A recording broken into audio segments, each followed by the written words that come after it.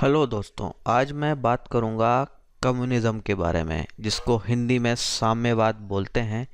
ये कैसी राजनीतिक विचारधारा है, इस पर ज़रा बात करेंगे।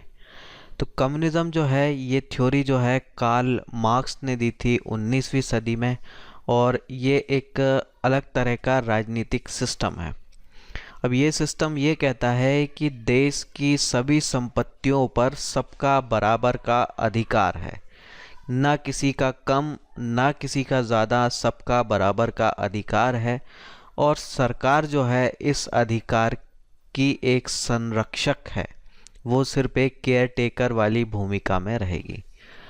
दूसरी बात जो ये कहती है ये विचारधारा कि ट्रेड यूनियन बनाए जाएंगे, हर इंडस्ट्री में ट्रेड यूनियन होंगे ताकि कोई इंडस्ट्रियलिस्ट जो है वर्कर का शोषण ना कर सके।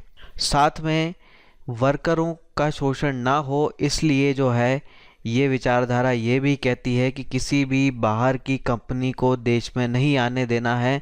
बाहर की इधर देश में आएगी तो कंपटीशन बढ़ेगा, कंपटीशन बढ़ेगा तो जो घरेलू लोग हैं उनको समस्या होगी।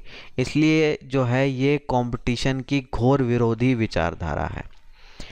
और ये विचारधारा ये कहती है कि सब कुछ जो है सरकार के हाथ में होना चाहिए, प्राइवेट इंडस्ट्रीज़ को छूट नहीं देनी चाहिए, उनके हाथ में कोई भी महत्वपूर्ण चीज़ नहीं होनी चाहिए, सब कुछ जो है सरकार के हाथ में होना चाहिए। और साथ में जो है ये विचारधारा फ्री ट्रेड का विरोध करती है। फ्री ट्रेड यानी कि कई देश जो है आपस में इस तरह की संधियां करते हैं कि आप हमारे देश में व्यापार करें, हम आपके देश में व्यापार करें, और कोई भी टैक्स एक दूसरे पे ना लगाएं। तो ये होता है फ्री ट्रेड।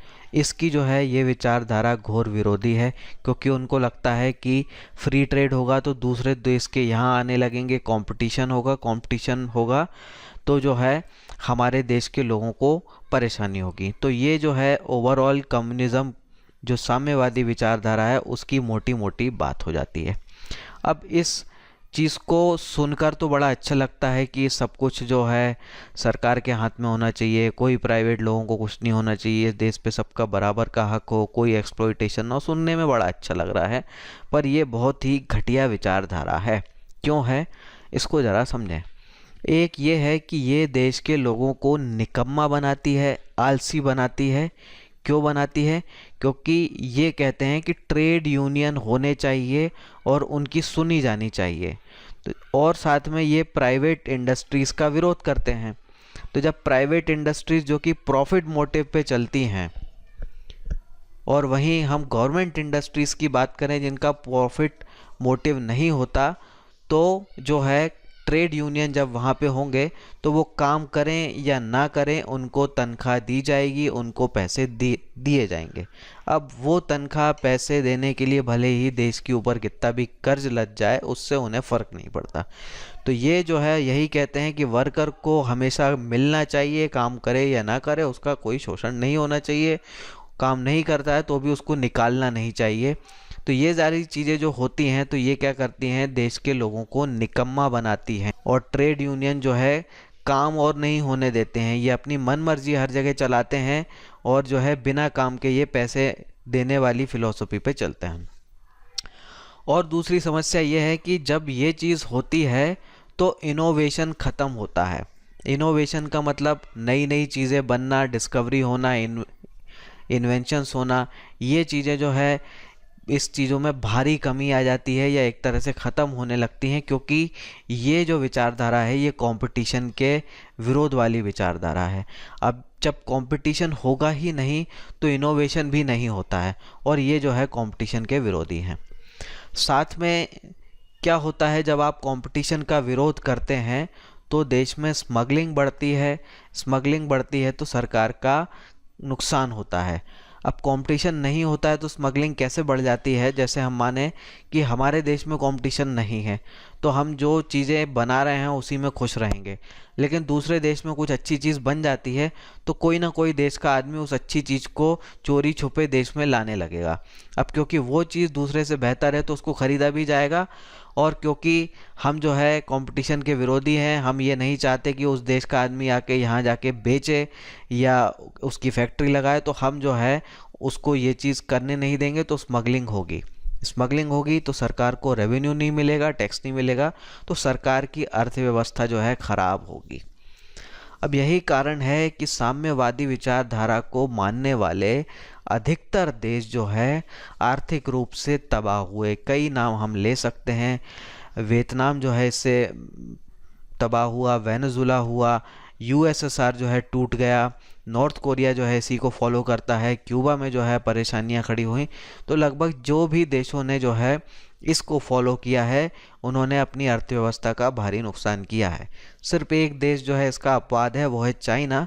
पर चाइना का जो सिस्टम है वो इस कम्युनिस्ट थ्योरी के विरोध में है। एक्चुअल में अगर हम देखें कि जैसा वहाँ काम हो रहा है वो एक्चुअल वैसा नहीं है। वो कंपटीशन को एनकरेज करते हैं, इनोवेशन को एनकरेज करते हैं, वो ट्रेड यूनियनों की मनमानी का विरोध करते हैं। तो वहाँ एक्चुअल में वैसी चीज़ें फॉलो नहीं की जाती, भले ही वो एक कम्युनिस्ट कंट्री है। तो चाइना इसीलिए जो है उस चीज़ का अपवाद हो जाता है। तो ओवरऑल जो देखें हम, ये सिस्टम बड़ा बेकार है। अब हमारे देश में जो है कुछ पार्टियां ऐसी हैं जो इस सिस्टम की घनघोर समर्थक हैं, जैसे सीपीआई, सीपीएम। अब अच्छी बात हमारे देश की ये है कि इन पार्टियों का प्रभाव जो है सीमित रहा है और अब जो है और ज़्यादा सीमित होता जा रहा है।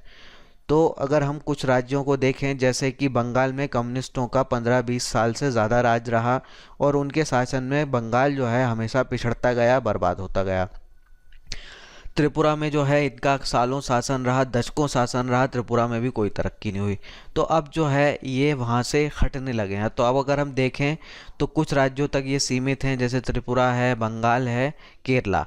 अब इनमें से सत्ता कहीं है इनके पास तो सिर्फ केरला है, बाकी जगह से जो है ये साम्यवादी लोग जो है देश से बाहर हो गए हैं। तो देश के लिए अच्छा है कि ये लोग जो है केरला से भी चले जाएं और पूरा देश जो है इस कम्युनिस्ट विचारधारा से मुक्ति पाले।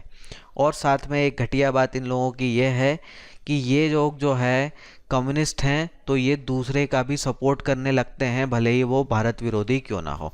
जैसे 1962 के युद्ध में भारत के कम्युनिस्ट जो है चाइना का समर्थन कर रहे थे, क्योंकि वो दोनों कम्युनिस्ट हैं सिर्फ विचारधारा की समानता के कारण। वैसे ही आप जगह देखेंगे कि जगह जगह इन्होंने लेनिन की मूर्तियां लगा दी, पुतले लगा दिए, कार्ल मार्क्स के लगा दिए, जबकि उस व्यक्ति का भारत से कोई लेना देना नहीं है। तो ऐसे बेकार के काम जो है इस विचारधारा के जो फॉलोअर हैं वो करते रहते हैं। तो अच्छी बात है कि इस विचारधारा से जो है देश को मुक्ति मिल रही है। सिर्फ एक राज्य बचा है और उम्मीद है कि ये राज्य भी जल्दी इस चीज़ से मुक्त हो जाएगा। तो अभी के लिए इतना ही, फिर मिलेंगे किसी और दिन नए वीडियो के साथ। जय हिंद।